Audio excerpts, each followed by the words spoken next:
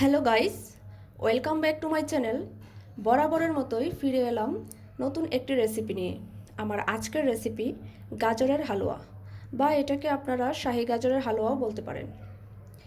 হালুয়াটি তৈরি করার জন্য এখানে আমি 1 কেজি পরিমাণ গাজর আগে থেকেই ধুয়ে খোসা ছাড়িয়ে গ্রেট করে নিয়েছি। গ্রেট করে হালুয়াটি তৈরি করলে সেটা একটু বেশি সফট হয় আর খেতেও কিন্তু একটু বেশি ভালো লাগে। গাজর কিন্তু কুচি কুচি করে কেটেও সিদ্ধ করে হালুয়া তৈরি করা যায়, সেক্ষেত্রে টেস্ট কিন্তু একটু ব্যতিক্রম আসে। তাহলে চলুন আমার এই রেসিপিটি শুরু করা যাক। প্রথমে আমি গাজরটাকে একটু ভেজে নেব। সম্পূর্ণ ঘি দিয়ে ভাজলে গাজরের টেস্ট একটু বেশি ভালো আসে। আমি এখানে তেল আর ঘি মিক্সড করে ভেজে নেব।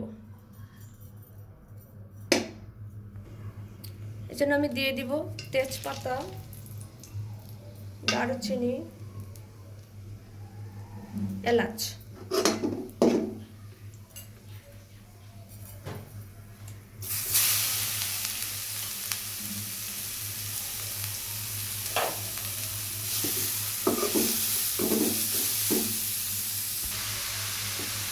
আমি একটু নেড়ে চেড়ে কিছুক্ষণ ভেজে নেব। এখন দিয়ে দিব চিনি। যে যেরকম মিষ্টি খেতে পছন্দ করেন, 1 কেজির জন্য আপনি 1 কাপ দিতে পারেন বা এর কম বেশি করে দেওয়া যায়। আমি 1 কাপ পরিমাণ দিয়েছি। দিয়ে কিছুক্ষণ নেড়ে ছেড়ে রান্না করে নেব, চিনিটা মিশিয়ে নিব।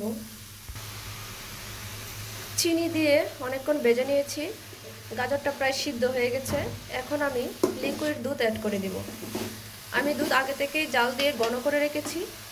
1 কেজি পরিমাণ গাজরের জন্য এখানে আমি 1.5 কাপ দুধ দিয়ে দিব।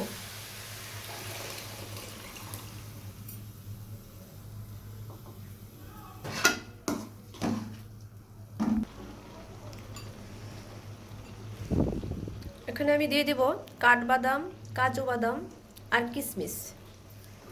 দিয়ে আর কিছুক্ষণ দুধটাকে একটু ঘন করে নিব একদম। তারপর আমি দিয়ে দিব গুঁড়া দুধ। দুধটা আর একটু কমে আসলে তারপর গুঁড়া দুধটা দিব। এখন আমি দিয়ে দিব গুঁড়া দুধ। যত বেশি পরিমাণ গুঁড়া দুধ দিবেন টেস্ট কিন্তু তত বেশি ভালো আসবে।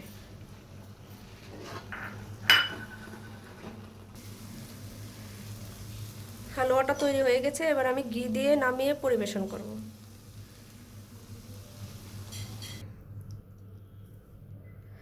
পরিবেশনের জন্য এখানে আমি কিশমিশ দিয়েছি আর কিছু কাজু বাদাম আর কাঠবাদাম গ্রেট করে উপরে ছড়িয়ে দিয়েছি।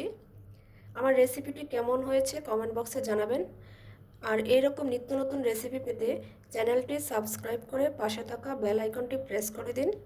ফিরে আসবো নতুন কোনো রেসিপি নিয়ে। আজকের মতো এখানেই বিদায় নিচ্ছি। ধন্যবাদ।